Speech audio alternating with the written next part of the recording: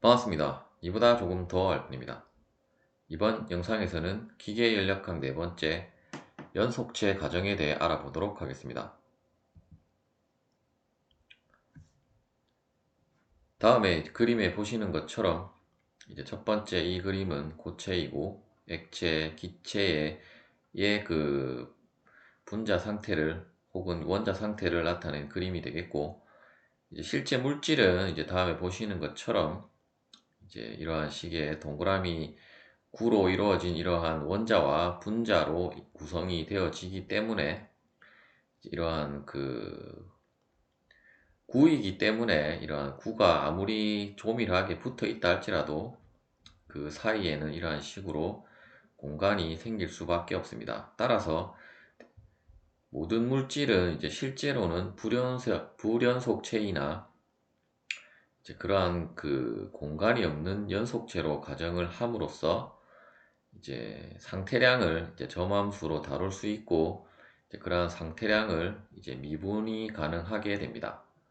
이제 이러한 연속체 가정은 고전 연력학에서 사용되는 가정이며, 이제 연속체 가정을 한마디로 요약을 하자면 이제 물체의 어느 부분에서도 밀도가 같다면 그 물체는 이제 연속체로 가정을 할 수가 있겠습니다. 즉 다시 말해서 밀도라는 것은 결국 단위 최적당 어떤 물질의 질량을 의미하게 되고, 따라서 우리가 이러한 어떤 사각형의 영역, 실제로는 이제 정육면체의 어떤 공간 영역을 이제 고려를 할 때 이러한 공간을 이제 델타 V라고 하게 되면, 실제로 이제 이러한 델타 V에 따라서 이제 우리가 밀도를 정의를 한 이러한 그 그래프를 이제 해석을 해보면, 이제 이 델타 V, 즉 이러한 어떤 단위 최적의 값이 이제 1 마이크로 세제곱미터에 근접을 할 때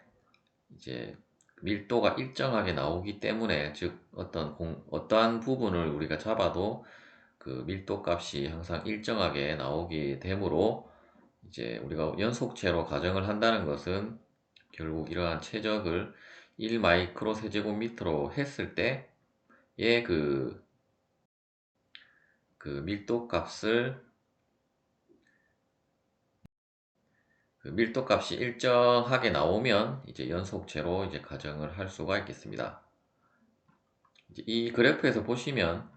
우리가 어떤 이쪽 구간이 이제 1 세제곱 마이크로미터에 근접한 구간이라고 보고, 이 값보다 조금 더 작은 영역으로, 즉 이 크기가 더 작게 되면 이 분자 간의 거리가 더 넓어지게 되므로, 이제 작아질수록 이러한 식으로 어떤 일정하지 않고 이러한 식의 어떤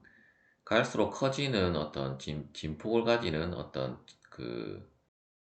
파동의 형태로 이제 그래프가 나타나지게 되고, 또한 영역을 또 너무 크게 잡아도, 즉 매크로 영역으로 확장을 해도 이제 일정하지 않고 이러한 식의 그래프 곡선을, 즉 비선형의 그래프 곡선을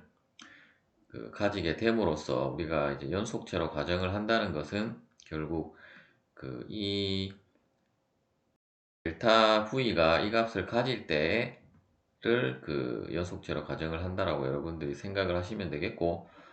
또한 이제 연속체 가정을 주로 하는 물질의 상은 이제 고체나 액체보다는 이런 기체를 다룰 때 사용을 한다라고 보시면 되겠습니다. 즉 이제 고체 같은 경우는 어떤 원자 간의 결합력이 강해서 이러한 식의 격자 구조를 가지게 되고, 따라서 어떤 외력이 가해지지 않는 이상에는, 물론 외력이 가해지더라도 어떤 형태는 변할지언정 이 원자 간의 거리값이 변하는 것은 크게 변하지는 않으므로, 따라서 이러한 경우는 어떤 밀도가 우리가 어떤 일정한 값을 가지게 되고, 또 액체도 이러한 분자들의 운동이 조금 자유롭기는 하지만 실제로 이제 그 분자 간의 거리 값이 고체와 그렇게 크게 차이가 나지 않기 때문에 이제 연속체 가정은 주로 이제 기체를 다룰 때 사용을 한다라고 보시면 되겠습니다.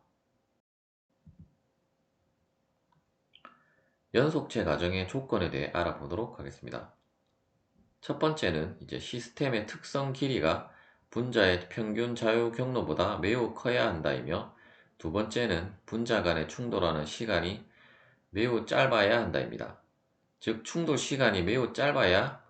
이제 통계적 특성이 보존이 되므로, 따라서 이제 분자 간의 충돌하는 시간이 이제 매우 짧아야 하겠습니다.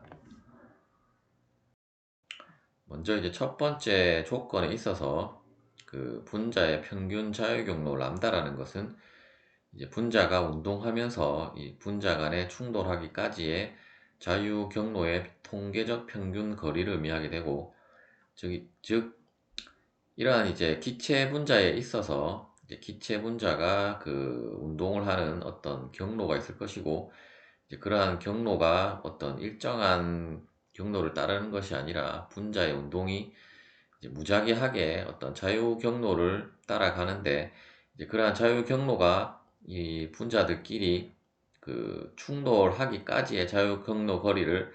이러한 모든 그 분자에 대해서 이제 평균을 나눠서 그 통계학적으로 이제 평균 거리를 산출한 것을 이제 분자의 평균 자유 경로라고 하겠습니다.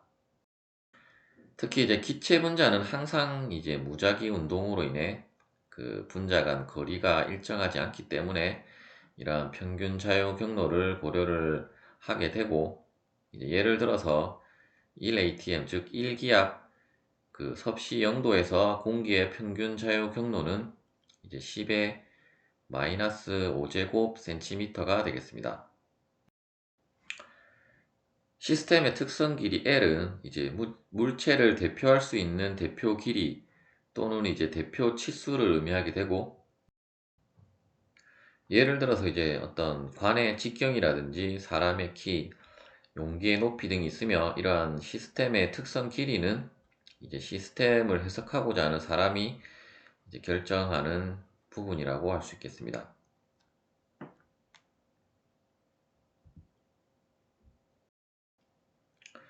이제 연속성을 이제 판단하는 이제 기준으로 이제 연속성을 판단하는 무차원 수인 이제 크눅센 수라는 것이 있는데, 이제 이 크눅센 수의 정의는 이제 다음에 보시는 것처럼 어떤 시스템의 특성 길이 분의 분자의 평균 자유 경로가 이제 0.01보다 이제 작은 값을 가질 때 이제 연속체로 이제 가정이 가능하다는 것을 나타내는 수로, 이제 수식으로 나타내면 이제 분자의 평균 자유 경로는 람다이고 특성 길이는 L이므로, 이제 그 L분의 람다가 이제 0.01보다 그 0.01 미만의 값이다라는 것을 이제 나타내는 수식이 되겠습니다. 즉 다시 말해서 이제 시스템의 특성 길이가 분자의 자유 경로보다 이제 매우 클 때 이제 연속체로 이제 가정이 가능하다는 것을 나타내는 수가 되겠습니다. 이러한 크눅센 수는 이제 다음에 네 가지로 분류를 할 수가 있겠는데, 특히 이제 이러한 그 크눅센 수를 우리가 어떤 플로우 어떤 유동과 이제 그 연관을 지어서 이제 생각을 해본다면, 이제 크눅센 수가 앞서 살펴본 대로 0.01보다 0.01 미만일 때는 이제 컨티뉴엄 플로우 즉 이제 연속체 유동이 되겠습니다. 크눅센 수가 이제 0.01보다 크고 0.1 미만일 때는 이제 슬립 플로우, 이제 크누센 수가 이제 0.1보다 크고 10 미만일 때는 이제 트랜지셔널 플로우,